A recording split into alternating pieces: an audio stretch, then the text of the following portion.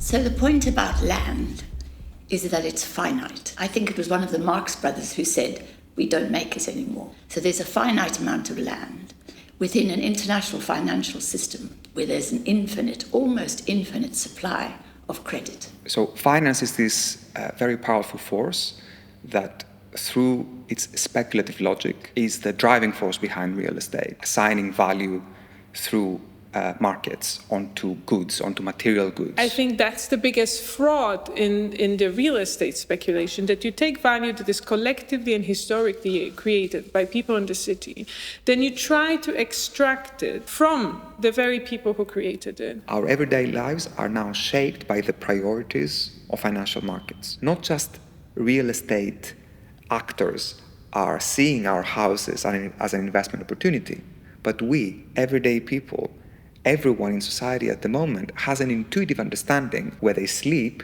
is not just material, it's an asset. The real tragedy of this conspiracy by speculators, real estate developers, is that they're doing it in secret and we know nothing about it. And so we happily forget about and exclude those speculators and those real estate developers who are planning this moment to destroy the very fabric of our society so that they can make more money. Because if your land is finite, the only way you can keep reinvesting it and keep generating returns is by destroying it and starting again. Is everything in the city up for demolition? I mean, potentially yes, because if we approach the land and the city through the speculative lens, then of course the biggest increase in value is through this constant demolition and rebuilding. And it becomes a game of minimizing risks into a broader speculative market in order to attract the right investments that would allow you to survive as a housing association, as a housing structure. The economics profession are those men are the guilty men. They have driven both the financing of our architecture, of our urban planning, and also, of our residential homes.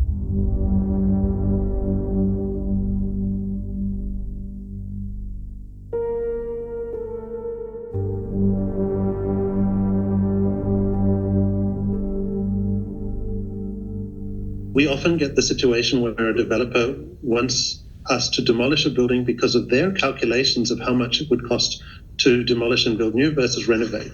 If the structure in square meters is anything similar to what would be demolished in the first place, you find that all of the extra cost is actually an estimation of risk that has not been analyzed. We have a whole system that is very comfortable with financing new build because of the guaranteed return on investment. And if you start in a competition with 10 people, 10 groups, and the developer or the one who, the HouseEurope, doesn't say, listen, you have to use this pre-existing garage or whatever it is to build a tower or to build whatever on top, then you're lost.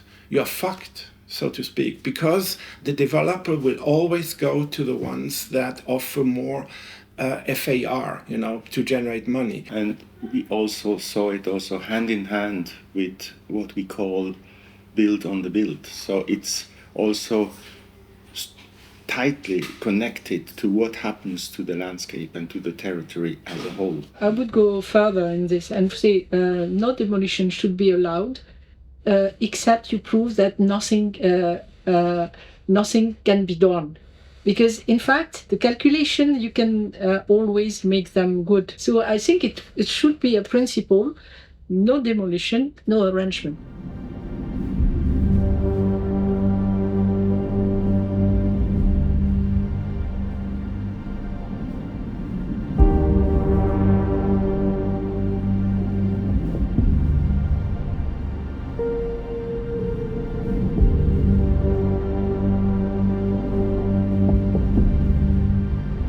We all know that together with agriculture, the construction sector is the biggest emitter of CO2. All the buildings that we see around are actually storages of CO2. Once upon a time, a lot of CO2 was emitted in order for these buildings to be built. One of the biggest problems that I see today is that the construction sector is not evolving according to the needs of people. When a building is demolished, usually what it is replaced with is not to the benefits of the people who were occupying the previous building, which means that by extension, demolition is an antisocial phenomenon. If I can sum up all the crises with which we are confronted, I would say that the sum of all of them is the fact that we reached the limits of a system. So the main problem is that actually things that have a huge value, they cannot be evaluated. There is no price. They don't have a price.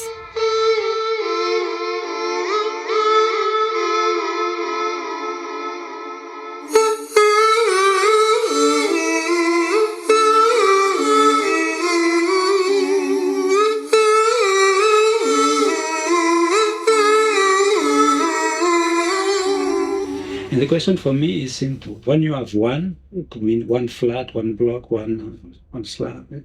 When you have one, you demolish one and you rebuild one. At the end, you have one. If you have one and you just add half of one, and at the end, you have 1.5. You spend less, you have more. No, so it is to think better, to be more intelligent in the way you build, you reuse, you add to existing situations. But this ambition is absolutely necessary and for social housing or for any housing. So this is about revolutionizing construction, rethinking entirely how we assemble all these elements, for instance.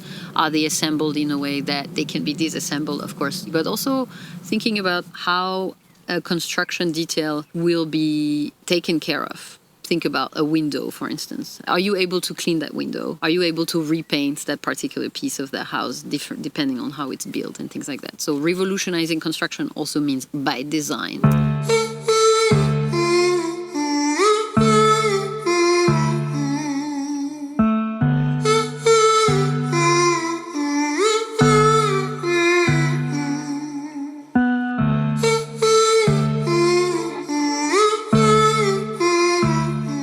What would happen if the entire labor force, which is currently used in new construction, would be rerouted into renovation? You have plenty of architects that are able to understand the buildings as they are, to see what is missing there, how they repair that, or they transform that, what is the capacity of transformation. Reinventing our construction industry is never about losing jobs and never about destroying existing trades, but about rerouting them into a virtuous construction industry. So if we look at the problem of demolishing buildings the other way around and see the keeping of a building being stimulated financially, then, for instance, in Belgium, we do have a difference in VAT.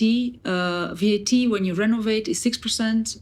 VAT when you build something new is 21%. So, of course, there is an incentive. And to be honest, my experience is that a lot of investors and a lot of entrepreneurs really would like to have those incentives, would like to work sustainably. They're like you and me. They too have a conscience, really.